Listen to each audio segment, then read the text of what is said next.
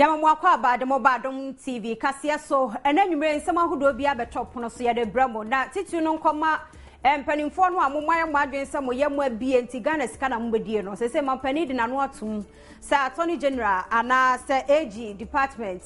wanu mu akata se share sikadia fa wo nsem yenche wontum na emra no ene wo munya adwuma adwumre ye bebo no bede na ye de abramo nsem foforo bi nso wo mbi ya ye de abramo Adom Kasee ye de beba na yakohwe se de nso apomdi mu nsam so etie eni gidie nso ye betua moto na afa ye hunu ne ebekoso midin ede afia mankwa tamaklo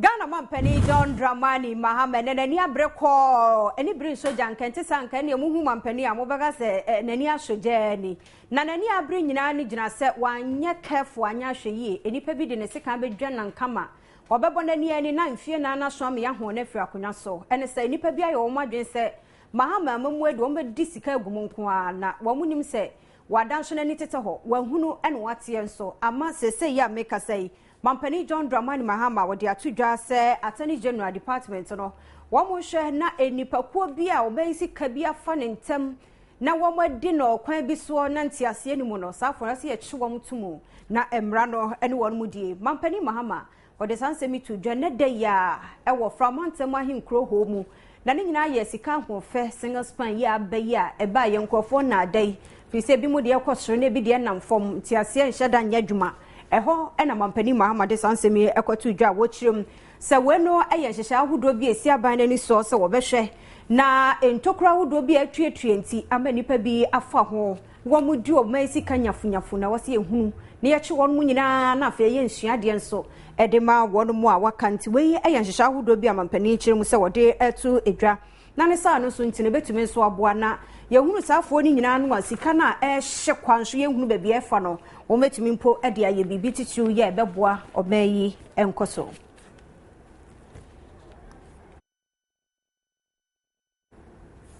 Uguso aya wo hwa Adom TV Kasee na yenko eyensam foforo emu ese de abansa ne komubu waso aya nuomo anu a mazeze ne kwachi nyina yiri se tare yansomu emu bebu na ni nyina ene se wo hwa afa ngo buo no de bi eba ya wokọ amansan adwa no so a enye saa de wo amansan adwa no so ene wo mo de ba emiyeto aban ne fa bi na se de aka ne ja obeche de aguye so na yeso yaton kakra aban ne so wa yesa na wahunu se enipakuo no a wo mo hyeda eye se wo beti sika no so ana se ebo no so na nka akwade ama wo mo no mekire wo mo ensem ni bi no wo mo nyamfa so bi amfrim na mo mo mu wo bi mu mom na ye nti se na aban ne se sa subsidy no a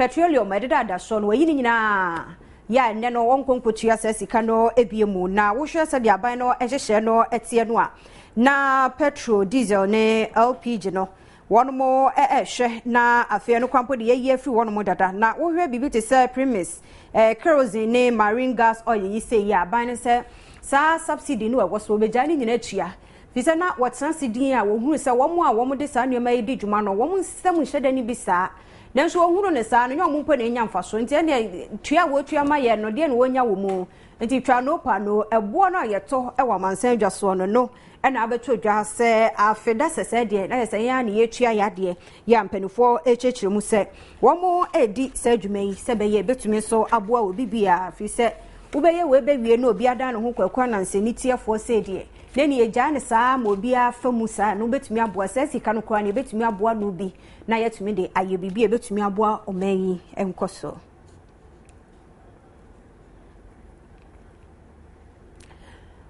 Don siampa mo Adom TV Kasee na wo hwe no oman mu soafo ya wo hwe oman sikasam so se tepe ene de wode atudwa no na ne kasa mu no de atudwa kyeremu a single spine pay policy no wanhwe a enkoso biem wo mu betwam kura ya entumi enko animu fi se sika no krampo no adada se bi obi ko labor na se pa de bia wo mu ekokodi e de twetwa ma wo no ya boro so kura ti sabane kasa wo hwa na Jessica ho fe so wakoso ade ya adwuma wanhwe o man no se de se sika no ya hwa manaka numpe no kura be santi unya bi kura no wawe ya we swafo a wono na hwe yensi kasam so wode atu edwa na wo cheche nsem mu afrase mu no wo hwe sade aban no ne sikasem mu ensem titru so bi akopedie sika ye twetwa de ma no babia no oduro no a wode toto afrase ho a sunsuye bia ma ya esun bia sa ne sa aban no wonhunu so wo kona ni manase wo kona chi nene enhyiamudie chenchenchire nche bi ekoso oframantem ahinkro ho mu ehwo ne nam so ma pani di nsem kotu dwa ni nyina ne se na wo mo dwendwen single spine no ho okwan a wo befa so asiesie na ye twia ka bi mu enkofa yo ne bia ma mu ana enkofa basabasa bia emma mu na owura sektepe wode sansemi etu edwa wo mgusu a wo mo adwendwen ho abobo ho awie ya wo mo ehwe de be pie free mu so no wo mo hwe ni mu so wo mo de ba betu dwa ya wo mo de ba abonten so a wo mo wogidie ni awohyemu se ebetumi aboa wo man na yakwa ni mu ewo yensi kasemu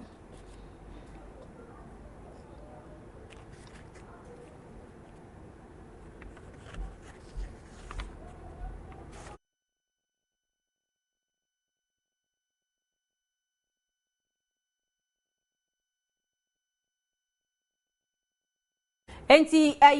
from antamu ahinkro ho ene yekokohwe ye no sempanifo ahodo ye a wo mudi ntintiman ya yeje wo madwene fa yensi kasemu titio ne single spine se ye hihye mu kena ye nsakraye ena na ye hwe no uguso ya wo hwe Adom Kasee ye twe ho sima na ya bansam foforo bi akachire ya ye de ebremu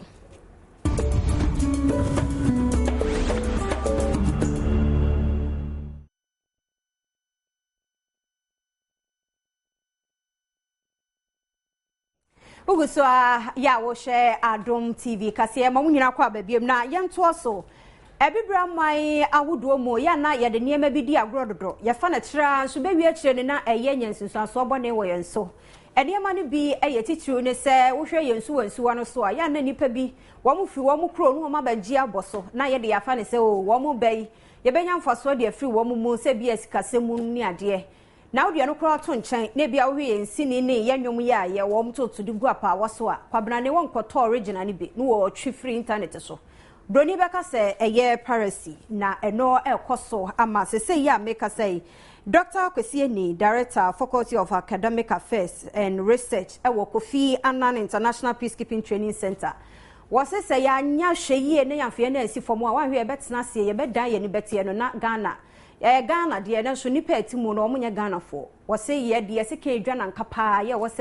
ye ma ye ni efri wasansam no ho na wo hwe se de pani wade ne nsemi ebebetu edwa no a wo hwe eye empono so se enipa bi wo mo etwa ye nam ye na se fish wo mu twa famu fango no wo mu yi e de famu no ni ade na wo se ha dwene na de ntia ma Dr. Kasee ni wode na no ababetu mu bi nyina ne se so wanka na ebi beka se bia wo mu a wabene e wo security ana ya ho bambombo nsam no wo mu ye de o mayewu na wo be hwemu abeni ene Nigeria ememu na nsen ya sankofo ebi so age wo mu kura boso a wo mu so hwe na tratra saa sei wo mu bi o ma no kura na nkrofo esi wo mu kon ho de no e na Dr. Kasee ni echeche mu se ho na ye yie e wo ebibra mamu titiu ni o my Ghana ebra na so se yakutia saa ne ma ni nyina fi se ye nhwe hanya ebetie ni no na se kuro no wo mo age ni nyina e de aboso sei Benin ni Nigeria de wo mo akono pa wenti e no wode eto mpanifo ahodo animo so wo mo nya hweyie Frise krono bobi aye krono bo enye se obi atwe brantan akwakose obi ekon ho e woni fia na asa kwantempon so nko ade mom epono so nso krono ekoso wo mu wi aye fango no wo mu wi aye yensu mu nam so no wo de niema bone ene nam nsuo no so be wi akire na se egu adwuma no anesa ne no ene wo sempanifo se brana so se omamu nyina ye kabomu na ye boa baako na fe ye ko ede etiasa ne ye bone no a ekoso ewo ebibre aman ahodo mu Ghana yenyi yemfiri mu no Dr. Kasee ni ede kokoboyi na ema sempanifo wo mu hwe na wontu ho anamo se be ya yebetumi akoye ni mu se oman Ghana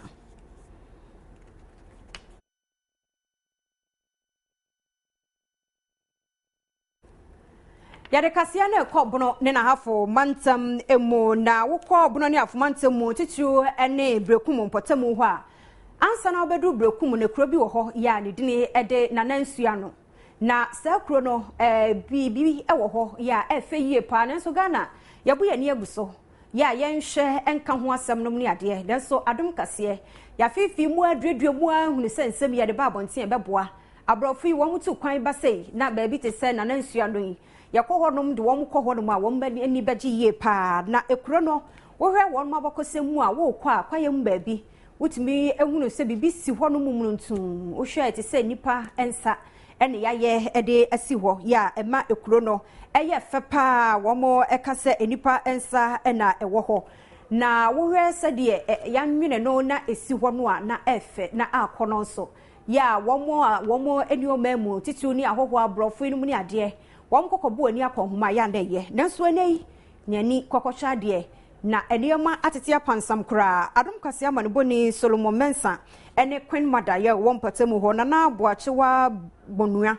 ene ne mpanimfo ahodo bi ekokuro no mu na wɔn ankasa anini wɔn kɔyɛ ema na kyerɛkyerɛ wɔn mu na nsampo na abakɔ hɔ no de sɛ woyɛ amane ene amamre ugunsa ansa na watumi ewuro kuro no mu a yɛ amaneboni Solomon Mensa edi nani edi sansemi echi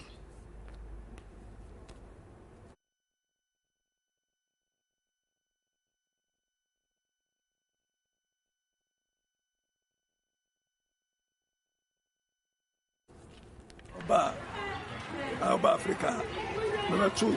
I'm saying we by 1971 or so we ba na mama brekum so brekum hina baso nti two brekum bi say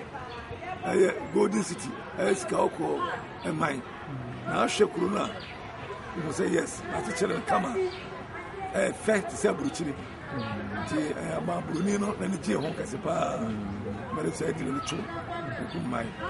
na ya do boache usu the second ne penso na kana pass o self business ya boache kulisi ya uno so anu ne ho bato no kama pa say ni nsu be ofili obai de etamusia enwi aduma nyame de ache no ayen side dabuta no so ya betu ya nana no meme atie ne se sansa no kura no ensuo gina mu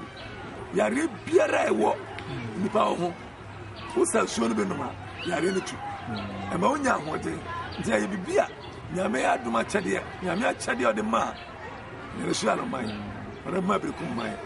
ene genjenjene mai no ya dibi akoya nda twade da ho sei enwe tambia nsu na se obi su kura yare kura esi ase obi numa yare wiem pato yare be se ya chef ya die o yare bia onipa bi so yare die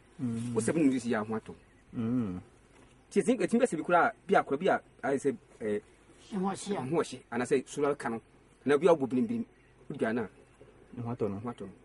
bato na ben fie se ni muhu bibi se we de me mani boss pa die a me hu ye die sa me hu sai bu se no manya fie nwotwe se mu 53 years mimi ni boss de hu mfie du mu yesa pa ni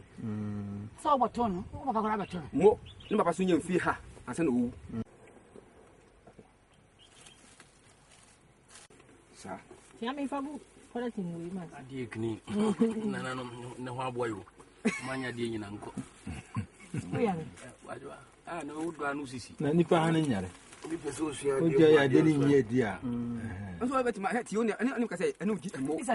Fada ya wono ewo eye na nansua no ekromu na na aboachewa benwa na wo hwe no Ura Joseph ejeni mbuaten so na wo cheche nsemu Yamaneboni Solomon Mensa so na da wo bisebisa nsam no nti wa wani tua na kyerese eye sa kromu ho de ensa na da ho no mo sa no nsuo no hunu ne se bia enye ehon ntenom ni ade nanso esanyarewa pa se de mo amote ye free mpanifo anu mu no ye twa ho na ya ba Adom TV se yaka ensam no ahana ubenya no ya ba sesia na ya to aso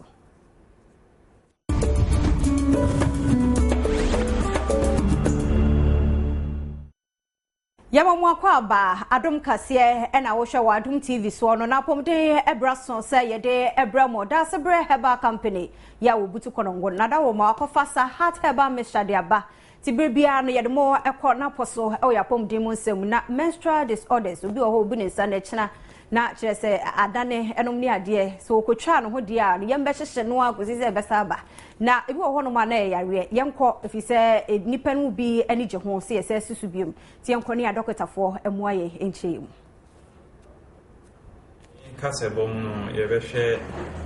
yarea etai na se ohawa yenua mamo etai ekomu ewo bra omu egu omunsa yebehwe friend say menstrual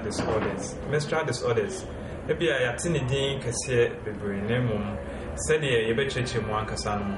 ene no yenhwe sede yebeye T4 yebetimi ehu sede etie sede yedikan akire mu obabi no oba be chase buninsa no menaki no start free in film krum edeko ana se dia infiedu edeko na se oba di infiedu mienu edu miensa na se ono onya embuninsa eno so wo how afi wobuninsa ni nyina chi akwese infie adunum 55 years up to maybe 57 no that so abuninsa eno so wo how yanhwe edi free infie du ekosi infie adunum enum ho no empepi anase niam bebre na oba no ebekomu ahwempo a ebetimi de infertility anase ontimi nya yefun enwoba ewo sa infie yimu dedi kan mse nipedua no ekita sebi yeti eti na esi yeti so na anase si yekonso no enyam bebre na ekoso wo mu hormone bi anase hunamakwa bi ewo etimu a yefre no hypothalamus sa hypothalamus no so ekita ahodin bi anase ekita hormones bi a edebema ye oba anase nipedua no na a control ni bibia nti sa hypothalamus no ehon so na estrogen anase progesterone sa ne mamuni estrogens and progesterones no no etimi metabolize anase etimi generate ewo na etimi ede esane eba yasnemu anase de ko ya wodi mu ma otimi ovulate na ubunsa enti se bosome ason na soba entimi embunisa enye se bia sabi na sinemu nko anase na wodi mu nko ana yebehwe na mum yehwe the total well-being of the lady and also the patient there also dysmenorrhea amenorrhea na meka ho asem se bia oba no the time ebe esun na wentimi embonisa eno ye amenorrhea na amenorrhea na meche mu se ebia na sa hormones yi mienu progesterones and say estrogens no sa nyama mieni entimi enwe pay wo mu enti sa bosome na ontimi embonisa afi brebo mu yare to say hepatitis B and so hormones are body progesterone and estrogen no metabolize our liver ni mu enti say or how our liver na say brebo ni mu a sa bosome bi mu no ebio ha ontimi and say what stress brebo ni too much enti no sa estrogen entimi metabolize na enko awudi no na say enko uterus no ema ontimi ovulate say amenorrhea na fi wa fe ye wo dysmenorrhea sa dysmenorrhea no painful menstruation also no ekita substance na say chemical bi ewo ni pedima efre no prostaglandins no ewo amount of concentrations ewo say ewo obabia mu say oba no wo de no do so a and also the time of your menstruation no obetimi enya pains so until we know ne how ya na ya tafre na menstrual disorders until ya dibisi here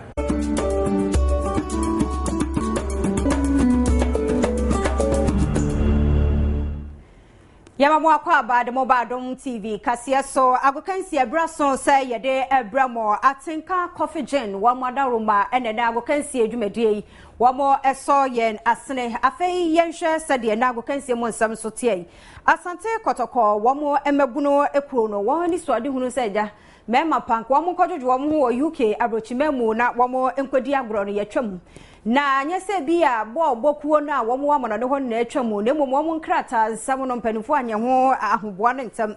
se wo mo visa ho nsam no yanye amfa ama wo mo ntem enipadu enwoche ena nka ombesi akan no de na so enipadu no enum 25 ena nka wo de wo mo ekro enkrata sam ene ho enkyereka no chese mpanifo ebra nka wo so wo mo ye no wo mo anya Ekwei penia wodi won anim se won coach Abdul Karim Zito yanka yehwe anim se na wotwe hwe ye ntem de nka won Sunderland mabunu so a wo mo ho no won ekwakodi mabunu agokansie mu agro dan so yetwam anim ya nti we de obi be kan opportunity no eba dan so eba bre ba akopɛ nti enei no yenim se bia kotoko mabunu ekwei wo mo ebesan anya ebiemu dia ene ye gise wono mo awie wo mo enkrata emunsem.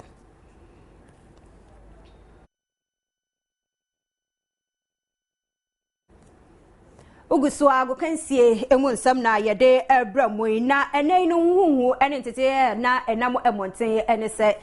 de eye Ghana womo ehwe animo se won ene Canada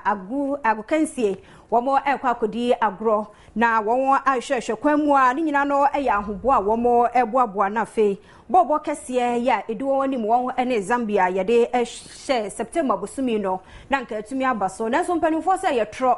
womun nakura nson ho da yakura se blasters no won ene Canada for ekwakodi agro bia emmom epanifo ye nhyehyɛ se anka ene agokansie bi ebe abekoso wo abrese blasters nka won ene bobokuo foforo bi ekwakodi agro neso animanimu ya no wono atwam ya womo entimi AC aginaye se bia yane ekuo foforo we ene bebo ana bibia tesa na so nsantwefo de na womo di kan kura kaka won nsam dadantia no a ene wo emonten eso se won ene Canada fo ena ekwakobo ebo no so mpanifo a womo eda GFA ano ede abeto dwa se eyetro womo nakra nso ho da so ne Canada na mo won guso a ehwehwe obi a obetimi ene womo abo friendly match ansana September ba na fe won Zambia fo no ede akohwe enim.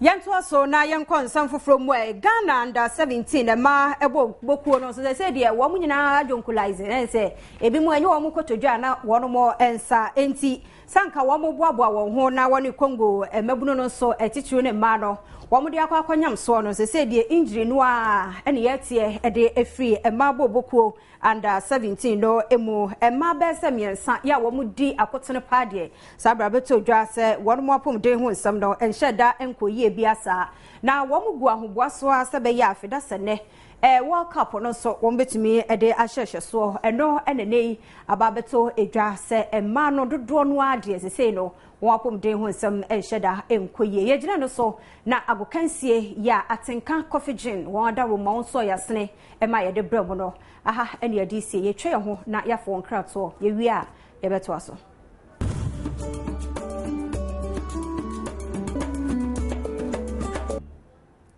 Yama mwakwaba Adom Kasee na uguswa ya woshane na yenhwe sede na ni gidie mu nsam sotie Ghana yama mpani John Dramani Mahama ne wode atudwane se National Theatre no enye nkran hape ene ye ba behuno womo agu ahoboa so se ye beye bie ewo se krom eye Asante Mantam emu won ahenkro emu sabe ye betumi aboa free sempempi no dwumadi ahodo bi bekoso ya na wonso se wombenya ba bi kakra na womadi dwuma no ya na etosini na wohwe emu no a womayi mu wonmo yi sini toto nwomnom ni ade wo kan wo hu bom wani ene mampani na tena ye e wo Flagstaff House ene ja wonmo nstam ahodo ye hye won akoma pono so nti won susu se wode to ye mampani ani ma obetimi atie na wode hudwuma ma womo ene ne won ede beto nanimu enam so nti no se na adwe no ekobenkromu se National Theatre no yempe bi ewo Asante Mantamu na afi won so wo sampotemu ho anaso meye tifi efemu no won so betumi enya emfaso wom ni nyina akiri so no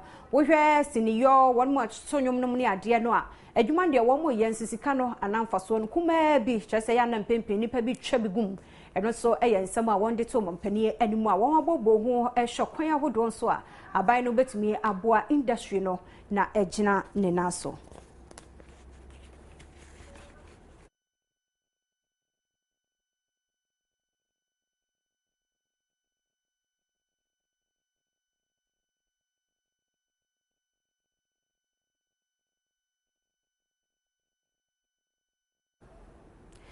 Ye jina no so na ene Adom TV Kasee no ayebo no edebram na ha na brema kwan na yedemo asie Latida fashions wada roma ana brebia no won dress yensa anti titu wa mu odu sesame no de so mudum ani kire ho bejuju mu styles a wa utimu so na mo na utirimo ayokulam anwumre mi din e de afia amankwa tamaklo yedemo nyina ase yamamumo ene hye wo chena nyame ya Adom ase wa ma yede nsam foforo so ebebremu